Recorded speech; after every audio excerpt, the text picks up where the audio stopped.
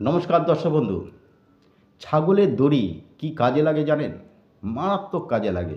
তন্ত্রবিদ্যায় কিন্তু খুবই খুবই অসাধারণ এই একটি জিনিস।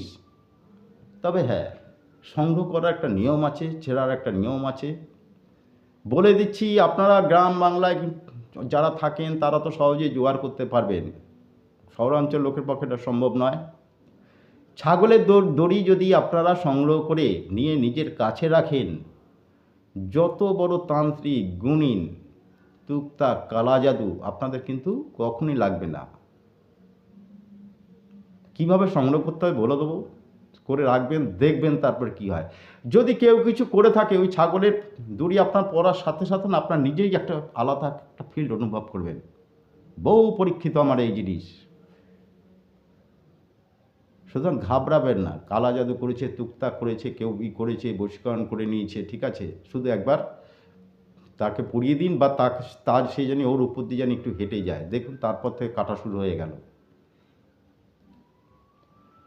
তাই কেউ যদি মনে করে যে আমার উপরে কেউ কিছু করেছে বা আমি জানি সুরক্ষিত থাকতে পারি, তাহলে এই ছাগলের গলার দড়ি আপনাকে সংগ্রহ করতে হবে। কি কখন না, অমাবস্যা দেখে। অমাবস্যা দিন যখন অমাবস্যা পড়েছে, তারপর সেই সময় থেকেই আপনাকে কাউন্ট করে নিতে হবে, ঠিক আছে। তারপরে আপনাকে ওইটা সংগ্রহ করতে হবে।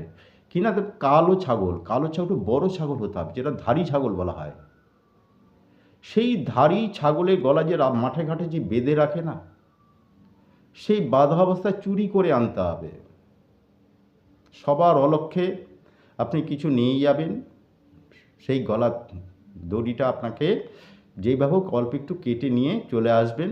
এর কোনো মন্ত্র নেই, এর কোনো দিন নেই, কোনো কিচ্ছু নেই। শুধু নিয়ে এসে আপনারা নিজেদের কাছে রেখে দিন, এক টুকরো করে সবাইকে দিন।